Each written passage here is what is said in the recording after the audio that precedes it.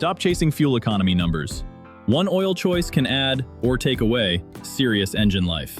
Here's the simplest picture. Water flies off a spinning drill bit, syrup sticks. That's the difference between 0W-20 and 5W-30 once your engine is fully hot. Most drivers don't realize the oil they pour in is constantly deciding how much protection their bearings, rings, and seals actually get. So here's the real question. Are you protecting your engine or trading longevity for a tiny MPG gain?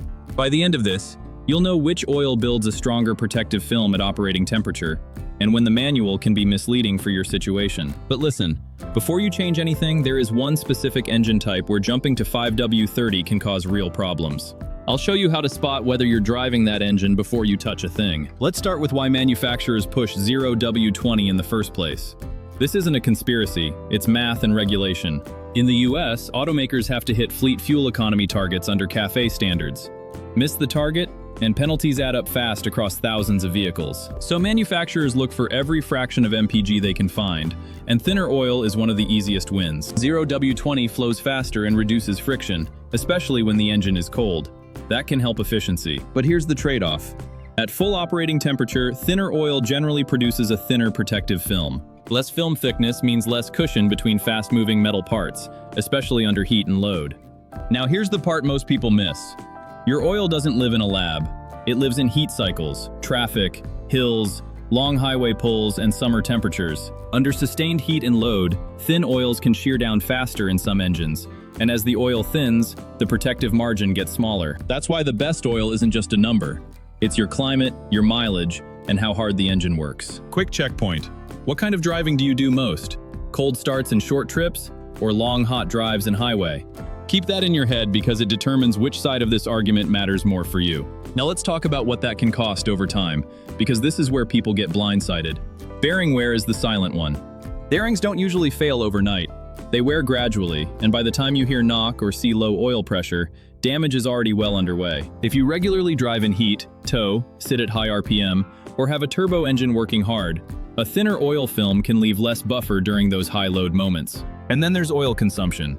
In some engines, thinner oil can slip past rings and seals more easily when everything is hot, which means the oil level drops faster. And low oil isn't a little worse. Low oil can turn into catastrophic damage quickly. That's why whatever oil you run, the most important habit is checking the level. Now turbos deserve their own sentence. Turbos spin incredibly fast and run extremely hot. The oil isn't just lubricating, it's dealing with heat right at the center of the system. In turbo engines, high temperature stability matters more, because the oil has to keep its protective strength in brutal conditions. This is one of the most common reasons people move up from 0W-20 to a thicker grade, especially in hot climates or high mileage setups. So when is 0W-20 actually the right choice? If you live in a colder climate, do mostly light city driving, keep your oil change intervals conservative, and your engine isn't working under heavy load, 0W-20 can be completely reasonable. Where it gets riskier is high heat, towing, long highway pulls, high mileage, turbocharged engines, or extended intervals. Basically anything that pushes oil temperature and stress higher for longer. Alright, here's the payoff and what to do next. Step 1. Open your owner's manual and look for the acceptable viscosity range for your exact engine. Some manuals allow more than one grade depending on temperature and conditions. If your manual explicitly allows 5W-30 for your climate and driving style, especially if you're high mileage or out of warranty, then a quality full synthetic 5W-30 can be a smarter protection-first choice in many cases. But now we close the loop from the beginning. The engine type where 5W-30 can cause damage. If your manual explicitly allows 5W-30 for your climate and driving style, especially if you're high mileage or out of warranty, then a quality full synthetic 5W-30 can be a smarter protection-first choice in many cases. But now we close the loop from the beginning. The engine type where 5W-30 can cause damage. If your vehicle uses a system designed around very low viscosity oil for precise hydraulic control, think certain variable valve timing and hydraulic actuator systems that specify 0W-20 only, going thicker can slow oil flow through those tiny passages and cause poor operation on cold starts. The way you identify this is simple. Your manual will not list an alternate viscosity. If it says 0W-20 only with no temperature chart and no alternatives, don't freelance it.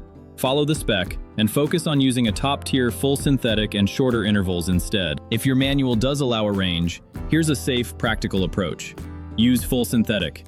Change it on time, don't stretch intervals. And after you switch, monitor 3 things: oil level, cold start behavior, and any change in fuel economy. For most people, the MPG difference is small compared to the cost of long-term wear, but only if you're choosing a grade your engine is designed to tolerate. If you want, in the next video, I'll show you how to read the manual's oil chart correctly, how to spot whether your engine is turbo-stressed or heat-stressed, and what to choose based on your mileage and climate. Subscribe if you want more protection-first car advice like this.